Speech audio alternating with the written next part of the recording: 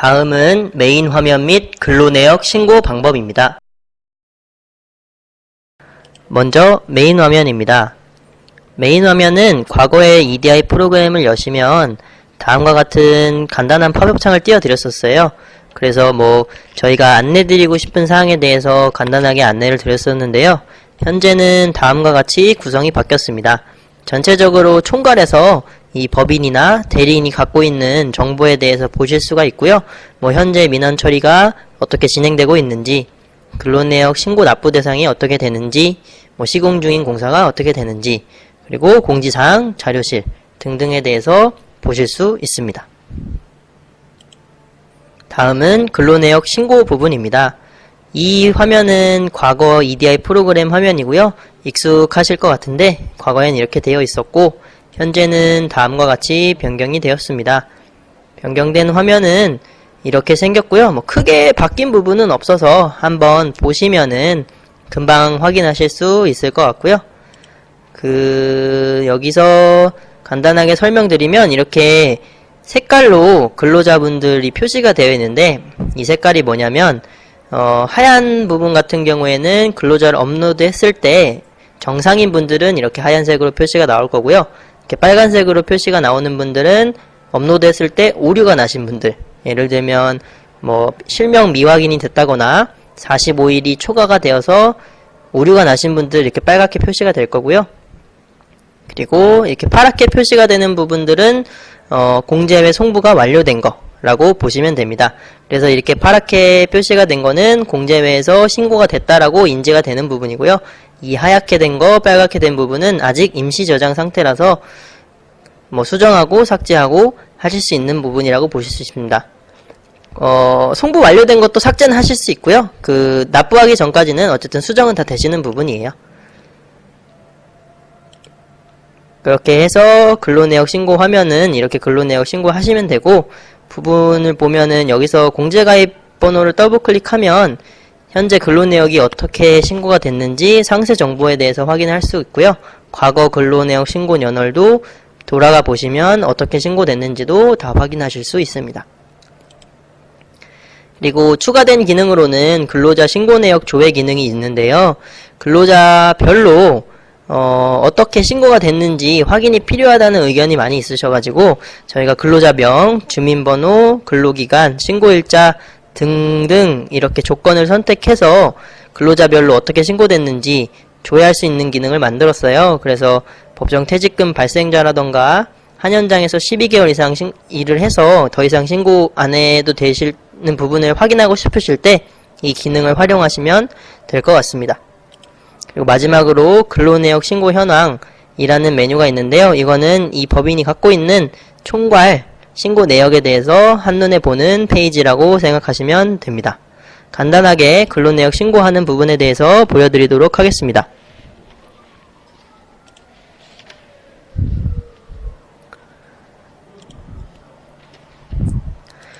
근로내역 신고는 가입사업장 관리의 근로내역 신고, 근로내역 신고로 들어가시면 되고요. 여기서 이 현장을 신고하고 싶다 라고 했을 때는 체크박스를 선택하신 다음에 근로내역 신고 버튼을 눌러주시면 되고요. 근로내역 신고 버튼을 눌러주시면 아까 설명드렸던 화면이 나오실 거고, 거기서 엑셀 파일을 추가하고 싶으면 파일 추가 버튼을 눌러서 추가를 해주시면 됩니다.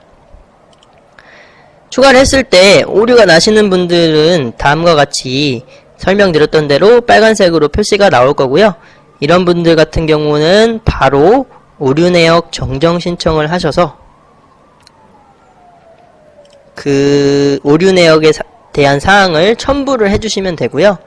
예를 들면 45일 초과자 같은 경우는 근로내역을 확인할 수 있는 노무비 명세서라던가 실명 미인증 대상자 같은 경우는 신분증 등등을 첨부를 해주신 다음에 신청을 눌러주시면 저희가 확인하고 처리를 해드릴 거고요.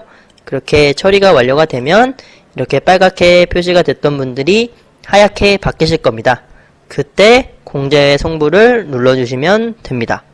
혹여라도 이번 달에 이렇게 빨갛게 되신 분들에 대한 증빙서류를 제출하기 어려운 경우에는 체크박스를 선택하시고 삭제 버튼을 누르시면 이번 달은 삭제를 하실 수가 있거든요.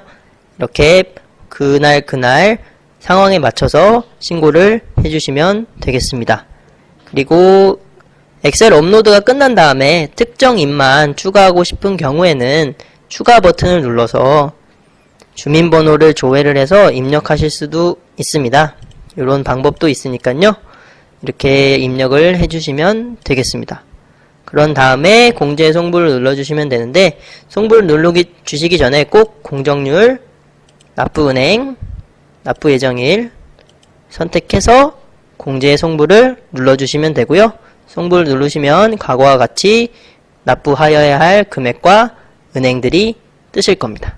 이렇게 진행을 해주시면 됩니다. 그리고 건설근로자법상 근로내역 신고는 매달 15일까지 신고를 하게 되어 있는데요. 근로자가 발생하지 않은 경우에도 저희 쪽에 미신고 사유에 대해서 등록을 해주셔야 돼요. 미신고 사유 등록도 이 화면에서 하실 수가 있습니다. 예를 들면 이 현장에 저번 달에 근로자 투입이 없었다. 그러면 이번 달 15일까지 체크를 하신 다음에 미신고 사유 입력을 한 번씩만 입력해 주시면 됩니다. 미신고 사유를 선택하실 수 있고요. 이러한 사유들 선택을 하신 다음에 내용을 입력하고 등록해 주시면 됩니다. 매달 15일까지 한 번씩만 해주시면 됩니다. 그리고 아까 말씀드렸던 근로자 신고내역 조회 화면은 이렇게 구성이 되어 있고요.